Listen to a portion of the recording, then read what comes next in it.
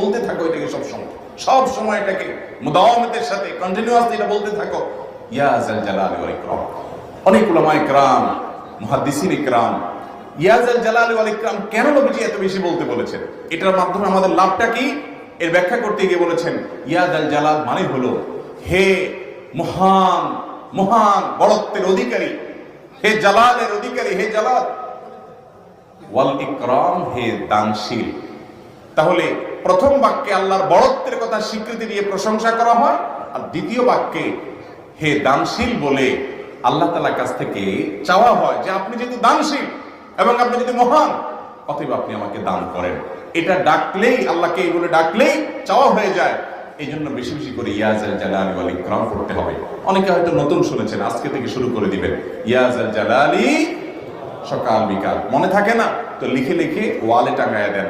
বাসা বাড়িতে এমন জায়গায় লিখে রাখেন তাকাইলেই নজরে পড়ে, কারণ মোবাইলে আমাদেরকে সবকিছু ভুলাই দেয়, দুনিয়ার ব্যস্ততা সব ভুলাই দেয়। এই জন্য বেশি বেশি ইয়া যাল জালালি ওয়াল ইকরাম করব। 4 নম্বর যে দোয়া এবং জিকির করতে নবী করিম সাল্লাল্লাহু আলাইহি সাল্লাম সব সময় আমাদেরকে উৎসাহ দিয়েছেন, অনুপ্রেরণা দিয়েছেন। লা হাওলা ওয়ালা কুওয়াতা ইল্লা বিল্লাহ, লা হাওলা ওয়ালা কুওয়াতা ইল্লা বিল্লাহ, লা হাওলা ওয়ালা কুওয়াতা ইল্লা বিল্লাহ। এটা হলো সারেন্ডার করা, আল্লাহর কাছে সারেন্ডার করা, আত্মসমর্পণ করা। মানে আল্লাহ ছাড়া কোনো ভালো কাজ করার ক্ষমতা কারণ নাই, করার তৌফিক দেওয়ার ক্ষমতা কারণ নাই, আর পাপ থেকে বাঁচানোর ক্ষমতা কারণ নাই। এই জন্য আমি কেমন যেন আল্লাহর কাছে সারেন্ডার করছেন, লা হাওলা ওয়ালা কুওয়াতা ইল্লা বিল্লাহ।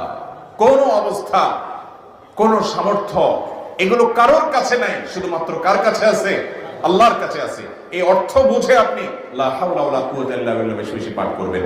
নবী করিম সাল্লাল্লাহু আলাইহি সাল্লাম বলেছেন, তোমাদেরকে কি আমি জান্নাতের একটা ভান্ডারের খোঁজ দেব, খবর দেব, যেটা জান্নাতের ভান্ডার, সওয়াব টওয়াব না, সাধারণ অল্প স্বল্প সওয়াব না, পুরো জান্নাতের ভান্ডারের সন্ধান দিয়ে দিব।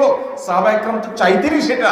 নবী সাল্লাল্লাহু আলাইহি সাল্লাম তখন বলেছেন যে লা হাওলা ওয়ালা কুওয়াতা ইল্লা বিল্লাহ, এটা হলো কানজুম মিন কুনুজিল জান্নাহ, জান্নাতের ভান্ডার সমূহের মধ্যে থেকে একটা বড় ভান্ডার হলো লা হাওলা ওয়ালা কুওয়াতা ইল্লা বিল্লাহ। অতএব এই আমলটা বেশি বেশি করবেন। 5 নম্বর আমল হলো দোয়া।